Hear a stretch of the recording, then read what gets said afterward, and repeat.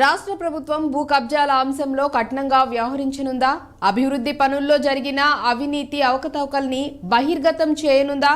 భూ కబ్జాలు అవినీతి అక్రమాలకు కారకులపై కఠినంగా వ్యవహరించనుందా? అది గత పాలకులైనా ప్రభుత్వ అధికారులైనా ఎవరిని ఉపేక్షించబోదా? గత కొంతకాలంగా కొత్త ప్రభుత్వం ఏర్పడిన తర్వాత ఆ దిశగా చర్యలు ప్రారంభమైనట్లు తెలుస్తోంది. అటు ముఖ్యమంత్రితో పాటు ఇటు మంత్రులు సైతం అడపాదడపా ఇదే విషయాన్ని వారి మాటల్లో చెప్పకనే చెబుతున్నారు. కరీంనగర్లో మంత్రి పొన్నం ప్రభాకర్ తాజా వ్యాఖ్యలు ఈ అంశాలపై ప్రభుత్వ వైఖరి ఎలా ఉందో స్పష్టం చేస్తున్నాయి.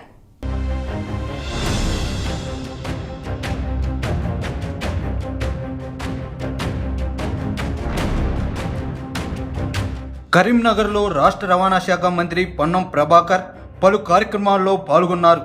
అధికారిక కార్యక్రమాలతో పాటుగా జర్నలిస్టుల సన్మాన కార్యక్రమానికి కూడా హాజరయ్యారు. అనంతరం కాంగ్రెస్ పార్టీ కార్యాలయంలో ఏర్పాటు చేసిన నూతన సంవత్సర వేడుకల్లోనూ మంత్రి పాల్గొన్నారు. ఈ సందర్భంగా మంత్రి పొన్నం ప్రభాకర్ భూ కబ్జాలు, అభివృద్ధి కార్యక్రమాల్లో అవినీతి అంశాలపైన ప్రభుత్వ వైఖరి ఎలా ఉండబోతుందో కుండ బద్దలు కొట్టారు. మరీ ముఖ్యంగా కరీంనగర్ జిల్లాలో గత ప్రభుత్వ హయాంలో జరిగిన అవినీతి అక్రమాలపై మంత్రి ఘాటుగా స్పందించారు.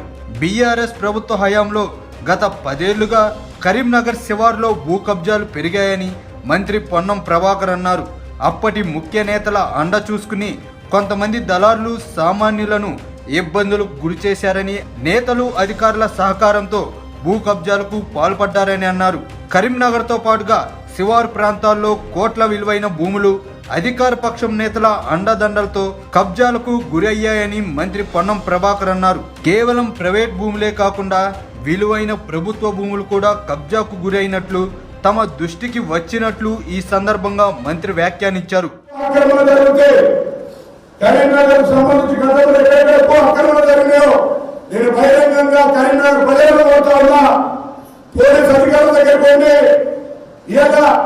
సిపి గారో లేకపోతే డిఎస్పీ గారో లేకపోతే ఎవరైనా వాళ్ళని కూడా నివేదిక ద్వారా ఆలోచిస్తా ఉన్నా.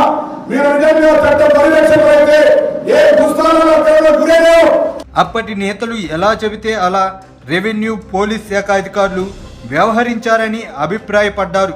ఈ అంశాలపై ప్రభుత్వం దృష్టి సారించిందని, తప్పకుండా చర్యలు ఉంటాయని హెచ్చరించారు. భూ కబ్జాలకు గురైన బాధితులు లిఖితపూర్వకంగా ఫిర్యాదు చేయాలని, తప్పకుండా చర్యలు ఉంటాయని హామీ ఇచ్చారు. ఇప్పటికే ఈ అంశంపైన జిల్లా అధికార యంత్రాంగం, పోలీస్ శాఖ అధికారులకు ఆదేశాలు ఇస్తున్నట్టు చెప్పారు. ఎట్టి పరిస్థితుల్లోనూ భూ కబ్జా అంశాన్ని వదిలిపెట్టబోమని అన్నారు.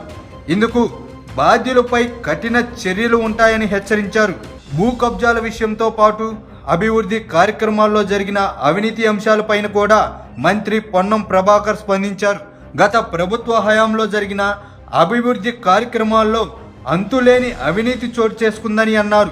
కరీంనగర్ స్మార్ట్ సిటీ పనుల్లో అవినీతి జరిగిందన్న గత ప్రభుత్వంలోని కొంతమంది సొంత పార్టీ నేతలే ఫిర్యాదులు చేస్తున్నారని ఈ సందర్భంగా మంత్రి వ్యాఖ్యానించారు.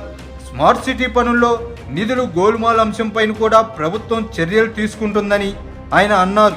స్మార్ట్ సిటీ పనుల్లో నేతలతో పాటుగా అధికారులు కూడా అవినీతి అక్రమాలకు పాల్పడినట్టు తమ దృష్టికి వచ్చినట్టు తెలిపారు. ఈ అంశాలన్నిటిపైన సమగ్రమైన విచారణ జరిపించి తప్పకుండా చర్యలు తీసుకుంటామని మంత్రి అన్నారు.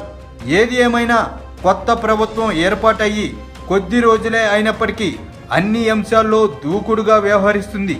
ప్రజలకు ప్రభుత్వ పథకాలు అందించడంతో పాటుగా ఇటు అవినీతి అక్రమాలపైన చర్యలు తీసుకోవడంలో కూడా అదే జోరు కొనసాగిస్తున్నట్టు తెలుస్తుంది.